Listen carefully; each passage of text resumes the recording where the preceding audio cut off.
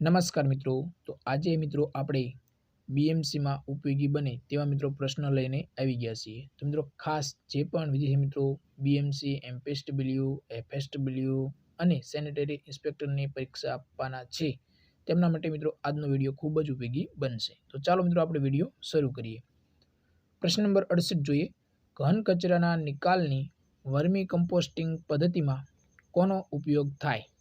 તો મિત્રો અહીં તમને ઓપ્શન આપેલા છે, એમાંથી મિત્રો જવાબ આવશે અળસિયાનો ઉપયોગ થાય છે। ખાસ મિત્રો રાસાયણિક ખાતરનો ઉપયોગ ન થાય, કારણ કે ઘન કચરાના નિકાલની વર્મી કમ્પોસ્ટિંગ પદ્ધતિ કહેવામાં આવ્યું છે એટલે મિત્રો।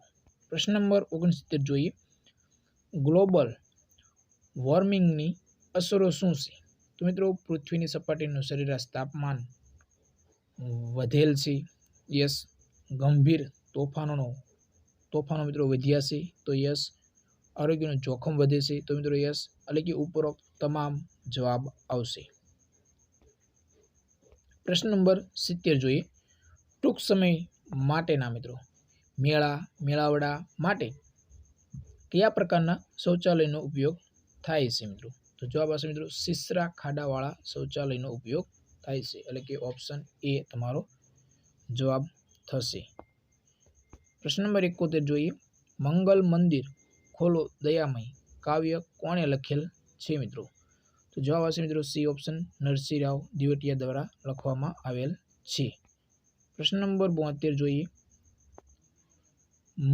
મુંજ, મૃણાલ, રાજા તૈલબ તે કઈ નવલકથાના પાત્રો છે?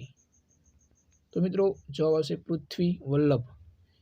જે મુંજ અને મૃણાલ અને રાજા તૈલબ એ પૃથ્વી વલ્લભના નવલકથાના પાત્રો છે। પ્રશ્ન નંબર 73 જોઈએ। માણસાઈના દીવા પુસ્તક કોણે લખેલ છે? તો જવાબ આવશે મિત્રો ઝવેરચંદ મેઘાણી દ્વારા માણસાઈના દીવા લખવામાં આવેલ છે। પ્રશ્ન નંબર 74 જોઈએ। કોણે ધૂમકેતુ ઉપનામથી સાહિત્ય સર્જન કરેલ છે મિત્રો? ધૂમકેતુ ખાસ, તો જવાબ આવશે ગૌરીશંકર જોશી।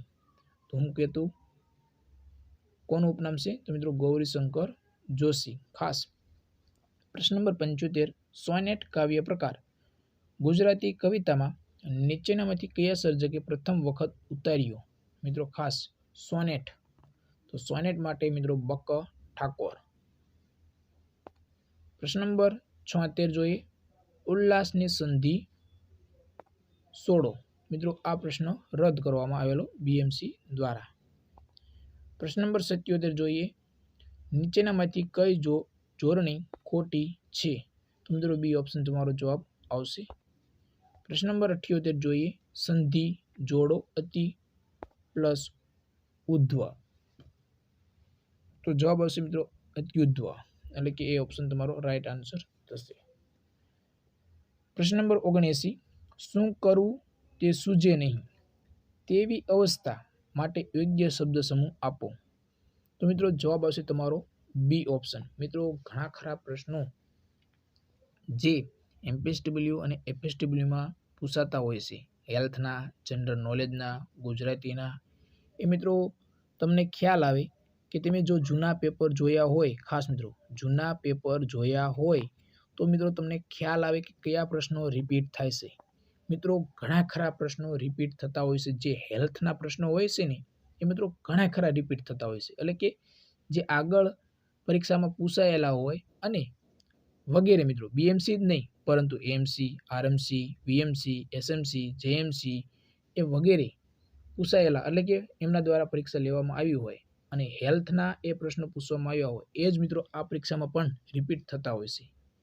કારણ કે મિત્રો જે પ્રશ્ન તમને તમારી ફિલ્ડમાં અથવા તો તમારી નોકરીમાં કામમાં આવવાના હોય એ મિત્રો પ્રશ્ન પૂછાય એટલે કે વધારે ભાગ રિપીટ થતા હોય છે। તો મિત્રો ખાસ એક નમ્ર વિનંતી કે તમે જે જૂના પેપર સોલ્યુશન કરી લેવા, કારણ કે જે જૂના પેપર લેવામાં આવ્યા હોય એમાં એક બે વખત તમે નજર કરી લો તો મિત્રો તમને જો જૂનું પેપરમાંથી ઘણા ખરા પ્રશ્નો પૂછાતા હોય તો મિત્રો તમને રોકડા માર્ક મળી શકે।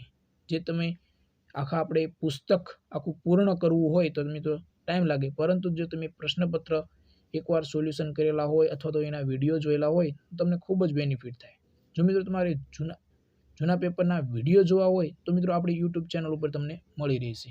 તમે સર્ચ કરશો એટલે મિત્રો તમને બધા જ વિડીયો મળી રહેશે. બાકી મિત્રો તમારે જૂના પેપર સોલ્યુશન કરવા હોય તો મિત્રો કોઈ પણ સાહિત્ય હોય એમાંથી પણ તમે જૂનું પેપર સોલ્યુશન કરી શકો.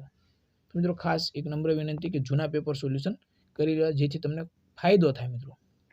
પ્રશ્ન નંબર 80 જોઈએ. ગોળના પાણીએ નહાવું રૂઢિપ્રયોગનો અર્થ આપો. તો જવાબ આવશે મિત્રો ડી, શેતરાવું. પ્રશ્ન નંબર 81. અંજળ કયો સમાસ છે મિત્રો? તો જવાબ આવશે મિત્રો દ્વંદ્વ સમાસ. ખાસ મિત્રો દ્વંદ્વ સમાસ છે. પ્રશ્ન નંબર 82 જોઈએ. ધીમે ધીમે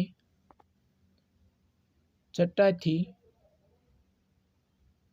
કુસુમરજ લઈ ડોલતો વાયુ વાય પંક્તિમાં કયો છંદ વપરાયેલ છે? તો મિત્રો જવાબ આવશે બી ઓપ્શન, સ્ત્રગધરા છંદ, એટલે કે બી ઓપ્શન તમારો રાઈટ આન્સર થશે. પ્રશ્ન નંબર 83 જોઈએ. આ રમણીનો રાગ કોને મુગ્ધ ન કરે? અલંકાર ઓળખાવો મિત્રો. તો જવાબ તમારો આવશે મિત્રો શ્લેષ, એટલે કે સી ઓપ્શન તમારો રાઈટ આન્સર થશે. પ્રશ્ન નંબર 84 જોઈએ. નીચે આપેલ શબ્દોમાંથી કયો શબ્દ અલગ પડે છે મિત્રો? તો જવાબ આવશે મિત્રો કાલિંદી, એટલે કે ડી ઓપ્શન તમારો રાઈટ આન્સર થશે. પ્રશ્ન નંબર 85 જોઈએ. પરબ સામાયિક કઈ સંસ્થા દ્વારા પ્રકાશિત થાય છે? તો જવાબ આવશે મિત્રો ગુજરાત સાહિત્ય પરિષદ દ્વારા પરબ સામાયિક પ્રકાશિત કરવામાં આવે છે. તો મિત્રો આજે આપણે આટલા પ્રશ્નો રાખશું. આ મિત્રો બીએમસી દ્વારા જે પેપર લેવામાં આવેલું એ મિત્રો આપણે પેપર સોલ્યુશન કરાવેલું. જે આ પેપર મિત્રો 22/10 ખાસ ક્યારે લેવામાં આવ્યું હતું? 22/10/2023 રોજ આ તમારી એક્ઝામ લેવામાં આવી હતી અને આ એ પેપર છે. જ્યારે મિત્રો અત્યારે જે બીએમસી દ્વારા પેપર લેવામાં આવશે એમાં મિત્રો તમને ઉપયોગી બને એના માટે મિત્રો ખાસ એકવાર બધા જ જૂના પેપર સોલ્યુશન કરી લેવા જેથી તમને ખૂબ ફાયદો થાય. અને મિત્રો આપણે ટેલિગ્રામ ચેનલ છે જેની લિંક વિડીયોના ડિસ્ક્રિપ્શનમાં આપેલી છે. તમને ટેલિગ્રામ ચેનલ પર મિત્રો તમને ઉપયોગી થશે, કારણ કે અવનવી ભરતીને લગતી માહિતી આપણે ટેલિગ્રામ ચેનલમાં મૂકતા હોઈએ છીએ. તો આજે જ જોડાઈ જજો, તમને ખૂબ જ ઉપયોગી બનશે. તો જય હિન્દ મિત્રો.